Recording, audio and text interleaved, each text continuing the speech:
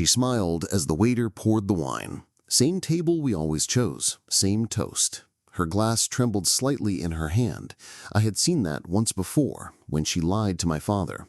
I watched her eyes as she picked up her drink. I lifted mine, then quietly switched the glasses. She hesitated, sipped anyway. Then I saw it, the shift. Her expression flattened like a curtain dropping mid-performance. She tried to speak, but the words fell out slowly. My phone vibrated with the alert I had set hours earlier. Her login attempt from the burner device had just failed. My name was never supposed to appear in her plan. We met in law school. She had an easy charm, the kind that folded people into her orbit without them realizing it. I was quieter, watchful, deliberate, not as quick to speak. She called it gravity, said I made the room settle. She made it spin. Together it felt like a rhythm. We competed for the same internships and somehow both got them. When we passed the bar, we celebrated by signing the lease on a modest, light-filled apartment just outside the city. Exposed brick, 3 tall windows in the kitchen, and a small balcony with rusting iron rail. She insisted we paint the front door blue. Trust begins at the entrance, she said. I remember liking that. Our careers moved in tandem at first. She went into corporate compliance. I specialized in estate litigation. We talked strategy over late dinners, read each other's case files, corrected each other's diction. It felt like building something. My father passed 3 years in, leaving behind a portfolio of properties and a quiet investment account he had never mentioned. The trust structure was clean, airtight, shielded, and left entirely to me. He wrote in his final letter, "What I give you, I give in full. No one else should bear the weight of its meaning." I showed her the letter. She read it twice, then folded it carefully and placed it in the drawer beside our passports. She never asked for access. Not then. The first sign came quietly. I remember waking once to find her in the living room at 2 a.m., her laptop open, eyes flicking between spreadsheets and something she minimized too quickly. She smiled when she noticed me, said she was helping her sister restructure a loan. I said nothing. Another time, after I had presented a case to the firm board, she never asked how it went. Her warmth cooled, but never disappeared completely, just enough to make me second-guess its absence. Still, we kept the rituals, Friday sushi, Sunday walks, but she stopped reading my briefs. She began arriving late to dinners with practiced apologies and extra affection, as if paying off at debts she thought I had not noticed. There was love in the house, but it no longer moved between us. It sat like framed degrees on our wall, earned once, untouched since. The blue door faded with rain. I never repainted it. Somehow, it felt truer that way. It began with a password, not a forgotten one, just one that no longer worked. The joint savings account we both contributed to, mainly for household repairs and the occasional holiday, suddenly prompted a reset. I asked her casually, and she replied without hesitation. "Oh, I changed it after the bank flagged some activity. I meant to tell you." She kissed my cheek as she passed, already halfway through the hallway. I remember standing still for a moment, uncertain if I had just been reassured or deflected. The next day she was gone before I woke. No note, no calendar entry, just a single mug rinsed in the sink and her phone charger missing. She said she had taken a weekend in the hills with her college roommate, Jenna, I think. I asked how the trails were, and she gave me the weather report. It rained, apparently. A lot. But when I saw Jenna at a firm mixer 3 weeks later and mentioned the getaway, her confusion was immediate. She laughed, then caught herself. "I think you've mixed me up with someone else," she said, her voice light but tightening at the end. I said nothing. I nodded, smiled, and moved on to get a drink I did not want. That night, I lay beside a woman whose absence I could no longer account for and whose presence no longer felt intact. There were other details, small things, all deniable. A new bracelet with a charm I did not recognize, unfamiliar cologne in the laundry, a receipt from a restaurant too far from her office tucked into the back of the junk drawer. I began noticing how carefully she asked me about court dates, but never about verdicts. She used to press for every detail. Now she nodded and changed the subject. She said I worked too much. She said she wanted to rebalance. She said I seemed tired, distracted, distant. It struck me then, in the middle of one of those scripted conversations, that she was describing herself and testing whether I would notice. The neighbors began to ask questions I had not prepared to answer. Mr. Halstead, next door, asked with gentle curiosity if the missus had landed a new job, because she seemed to be coming and going at all hours. He had seen her carry a packed suitcase into a black car that lingered longer than a rideshare should. I thanked him and changed the subject to weather. He nodded. The silence between us was long enough to notice. I started opening the mail before she could. Some statements arrived with only her name now, and I recognized none of the account numbers. She had created a financial shape that existed just outside my field of view. She was careful, methodical, but she had not concealed the pattern, only the pieces. What troubled me most was not the secrecy itself, but how effortlessly she wove it into our life. As though deception had become a kind of second language, she spoke fluently when I was not in the room. And yet, even then, I said nothing. The truth had not fully formed, only fractured. It was not yet sharp enough to hold. But I remember the moment I began to shift, quietly, deliberately. It was a Wednesday. She stood at the kitchen counter laughing at something on her phone. I watched her for a moment, and she did not look up. I realized then that I had stopped existing in her eyes, and that she had long since stopped pretending otherwise. The truth did not arrive with drama. It assembled itself slowly, like dust gathering in corners, visible only when the light changed. I began with her laptop. She had left it open on the kitchen counter while she stepped into the shower. A simple, instinctive act. She trusted that I would not look. That trust had once meant something. Now, it was her weakness. I moved quietly, no panic in my chest, only stillness. Her browser history was clean, recently wiped. But the cloud folder, synced with our home network, was not. I knew the old password. She had not changed that one.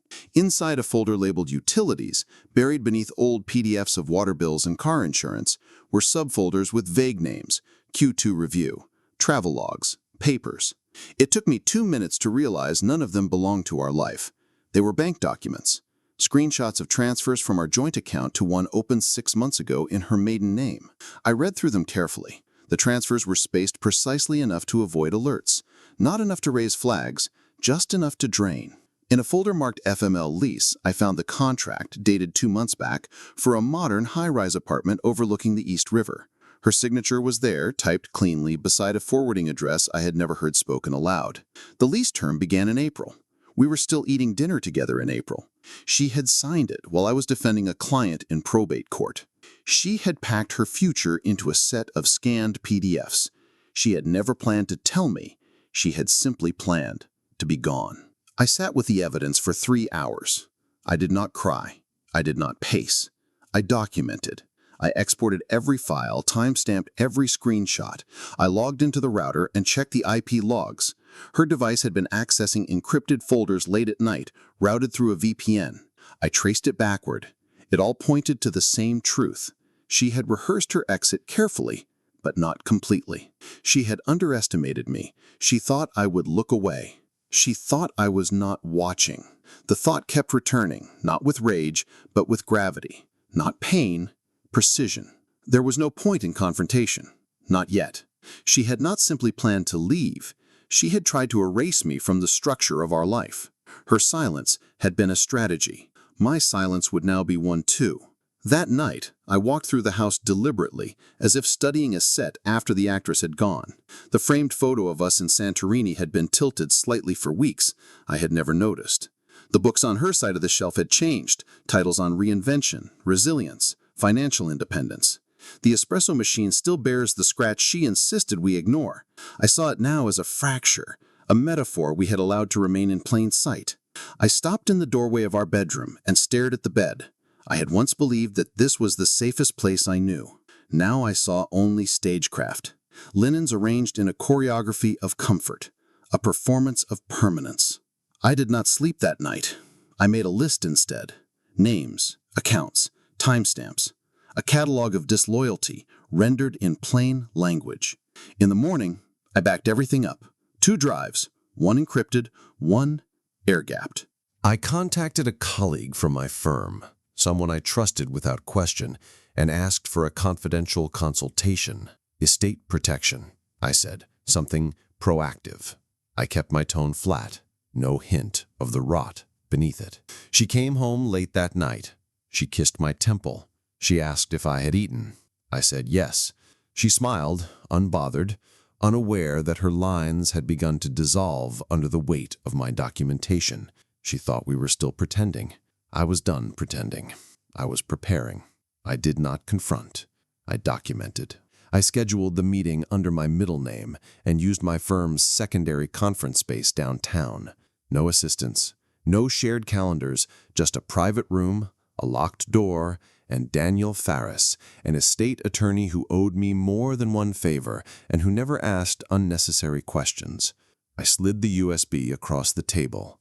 All files are backed and mirrored, I said.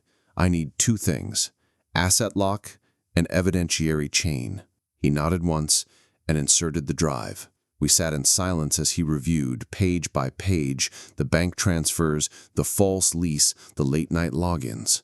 Halfway through, he leaned back, expression unreadable. "That is attempted financial fraud," he said quietly. "You are protected by structure. She cannot touch it, but she did try. That matters." I nodded. No satisfaction stirred in me, only confirmation. We weren't speculating anymore. This was actionable, documented, traceable. A structure had been built to exclude me. Now I would use my own to make sure she never saw the inside of mine again. Daniel reviewed the original trust documents left by my father, airtight as expected. His exact language still held. The funds were non-transferable, held under an independent trustee, insulated from spousal claims through specific language of separation.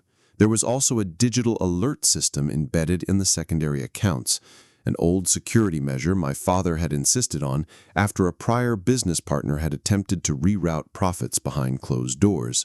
We reactivated it. Every access point would now be flagged, every login attempt cataloged, IP tagged, and location mapped. It would all flow to a dedicated terminal I could monitor from home, encrypted and mirrored to Daniel's private server. She would never know the walls had closed in. She would just notice, slowly, that every door she once walked through now resisted her touch. I began locking the pieces into place quietly. I pulled records of the car she leased under my name and returned it without notice, citing breach of agreement. The insurance plan on her electronics, also under my billing, was terminated. I redirected mail through a third-party scan service. Everything she once assumed was hers by convenience began to evaporate. I changed no locks. I raised no voice. I wanted her to feel not the slap of conflict, but the slow, irrevocable erosion of assumed privilege. There is a kind of revenge only the law allows, a revenge made clean by precision and sealed by restraint. Daniel drafted a protection clause into my updated living will, reinforcing what we both knew to be inviolable.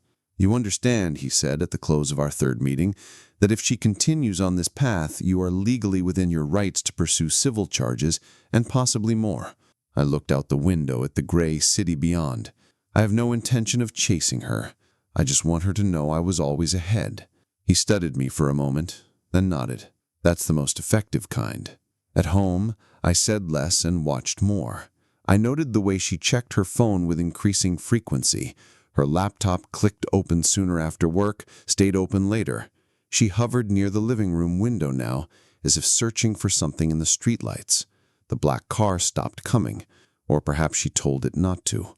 Her voice stayed soft, her smile a little too deliberate. If she sensed the shift, she did not say it, but her fingertips hesitated more when unlocking her phone. She cleared the browser every night. She changed passwords again. It did not matter. I was no longer watching from behind her. I had moved above her, unseen but fully informed. There was no confrontation, only quiet symmetry. She had built a life without me. I was simply removing the parts that had never belonged to her. She chose the restaurant. That alone told me she still believed she held control. It was the same place where we had celebrated her last promotion, a quiet, upscale spot with dark paneling and white linens, the kind of place that lets conversations disappear into the ambiance. She smiled when she saw me, as though the weeks of cold distance and quiet friction between us were nothing more than the residue of stress. She leaned in to kiss my cheek. I let her airbrush past. She sat across from me, legs crossed, posture perfect, rehearsed.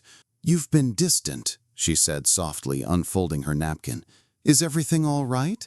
Her tone was careful, inquisitive, meant to coax, not confront. I looked at her for a long moment before answering.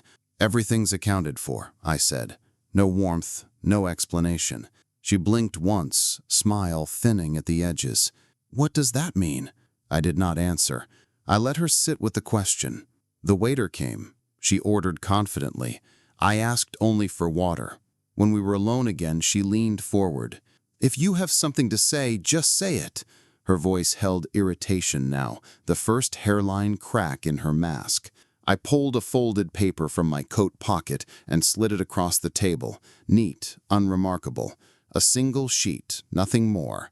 It was the lease to the apartment by the river. Her name, her signature, her second life printed in standard black ink. She did not touch it, just stared. Her expression faltered, just briefly, before she composed herself. "That is private," she said finally, her voice more brittle than before. I tilted my head slightly. "Not anymore." 3 words. That was all. She shifted in her seat. "I was going to tell you," she said, and I almost admired how quickly she shifted tactics, from denial to justification to the suggestion of moral superiority. "It's not what you think." "I know what it is." She paused, waiting for more. There was none. I offered her no anger, no accusation, only clarity. And in the absence of my emotion, she began to fill the space with her own. "You went through my things? You spied on me?" Her voice rose slightly, still measured but edged. I watched her reach for moral ground she had already forfeited. "You've been cold for months, distant. You pushed me away." I let her speak. I wanted her to. Every word she said revealed more than I ever could. She believed that the power was still hers to wield, that the conversation could be turned, bent back toward guilt or compromise. But this was not her stage anymore. "I'm not here to argue," I said quietly. "I just wanted you to see that I already know."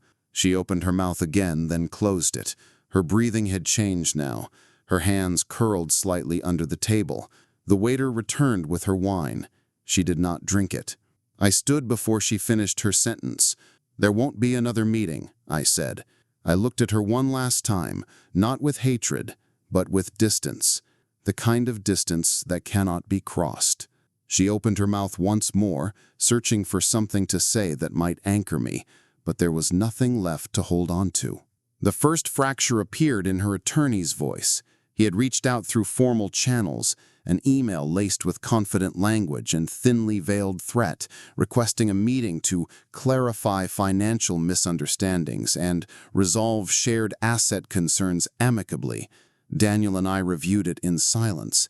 He replied with one attachment, a single PDF titled Appendix A, Forensic Summary. It included timestamps, screenshots, transfer paths, and IP logs dating back 7 months. The login metadata alone placed her at the origin point of every movement, every dollar relocated, every alias account created, every late-night connection from the bedroom she once shared with me. 2 days later, her attorney called Daniel personally and opened with the words, "There appears to have been a misrepresentation of scope." It was a tidy euphemism for betrayal. She had lied to her counsel, lied in documentation, lied in sworn declarations. The call ended with a request for delay. We declined. The next collapse came quietly through the bank. Our joint account, once used for groceries, vacations, and mortgage payments, had been stripped in increments, hundreds here, thousands there, moved through an intentionally inefficient trail of dummy accounts before landing in one created in her maiden name under a business entity that did not exist. The transfers were legal in appearance. On paper, they looked benign, unremarkable.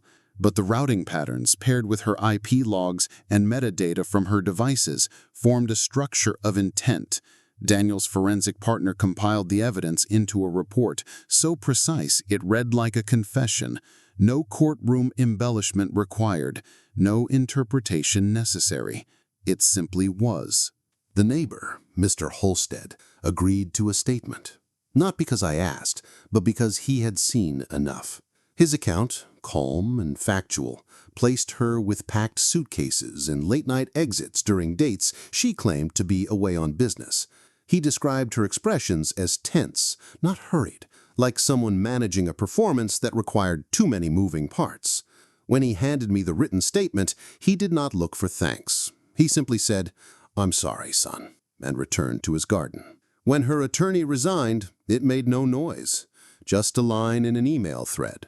Given recent developments and the misalignment of provided facts, we are no longer representing Miss Talbot. Within 24 hours, she appeared with new counsel, less polished, less composed, a specialist in financial negotiation rather than litigation. It was a tell. She no longer expected to fight the truth in court. She hoped to bargain with it instead. But the momentum had turned cold and mechanical. The legal hearing was set. She filed a motion to postpone, citing emotional strain. Denied.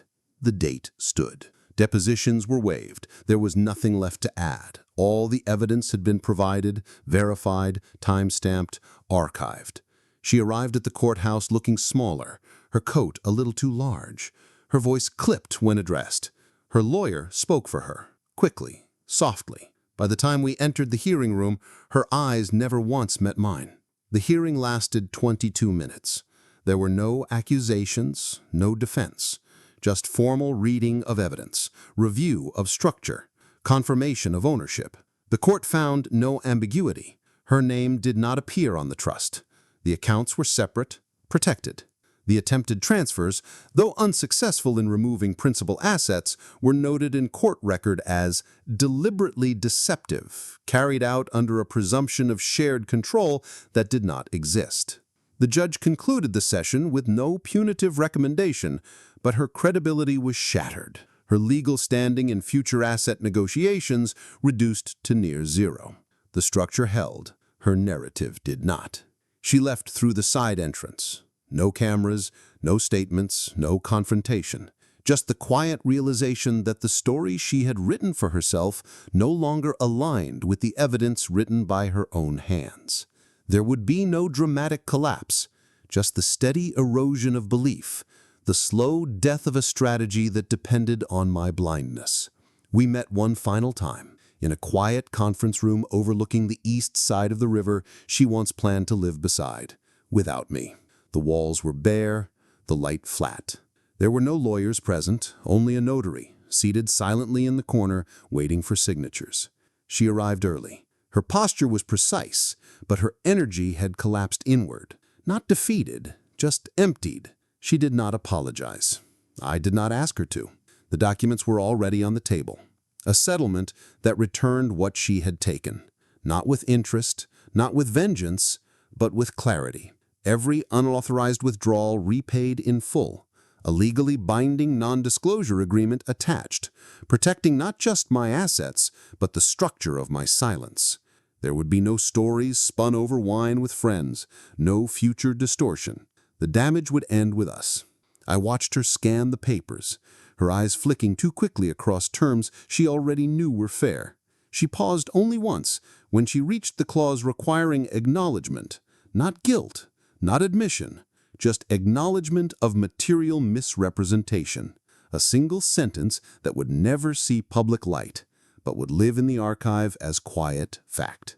She signed it. Her hand trembled only slightly. When it was done, she looked at me, not with defiance, but with a kind of grief that had nothing to do with loss of money. She seemed to recognize finally that the thing she had underestimated was not the law, or the structure, or even me. It was time. The months she had spent building a departure, I had spent building proof.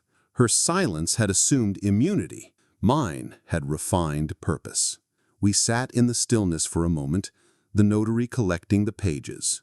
She opened her mouth to speak, something short, unfinished. I shook my head gently. It was never about the money, I said. She held my gaze a second longer, then stood. As she walked toward the door, I said one more thing, quietly, without edge. What you tried to take was never yours. She paused, but did not turn. She left, without a word. I stayed in the room for a while after she was gone. The chairs still held the shapes we had pressed into them. The table bore faint smudges from her fingers, but there was nothing left to resolve. No anger in me, no pride, just stillness. Justice, when it arrives cleanly, does not shout. It replaces absence with structure. It makes meaning where betrayal tried to write chaos. And meaning, I've learned, is the most enduring revenge of all. The house sold faster than expected. 3 offers in 4 days, all above asking. I accepted the second. Something about the couple's letter felt right. They wrote about the light in the kitchen, the way the mornings hit the window over the sink. They noticed things we had long stopped seeing. I boxed what I wanted and left the rest for donation. The blue door, once vivid and chipped, had been painted over by a realtor staging team in a forgettable shade of gray. I didn't mind. That part of my life had already ended long before the keys left my hand. I spent one last evening in the empty living room. No furniture, just the clean echo of space where a life had once rehearsed permanence. I sat on the floor, opened the last envelope my father had ever written, and read it again. His words were clear. Even now, use it for something that endures. I understood what he meant now. Inheritance is not about preservation. It is about reconstruction. 2 months later, the foundation paperwork was finalized. A small trust, renamed in his honor, earmarked for law students pursuing estate justice, those willing to use logic as protection, not profit. The funds would live on in grants, in classrooms, in quiet advocacy. No press release, no plaque, just impact. I did not attend the opening seminar. I watched the recording later, alone, and turned it off halfway through. I had already heard everything I needed to. She had taken nothing from me that I could not rebuild. What she broke was never the structure. It was the illusion that love guarantees alignment. But strength, I've learned, is found in what remains standing after the storm has passed. On the last page of the foundation file, I wrote a single sentence beneath the mission statement. This time, it will last. Then I closed the binder and placed it on a shelf in my new office, high above the street, overlooking a quieter part of the city. The walls were bare, the windows open. There was no photo of her, no trace of the life we had rehearsed, just one framed blueprint, an outline of the original trust annotated in my father's hand, his handwriting still steady, still guiding. That evening, I walked to the river. Same path, same bench. The water moved the way memory does, shifting, constant, impossible to stop. I sat for a while, watching the current, a quiet dinner waiting in my bag, and a message from an old friend I had not answered yet. I would reply soon, but not just yet. The sky turned the color of iron, then wine, then dark, and in the calm, I said nothing aloud, just a thought, steady and final. I still build, I just build alone now.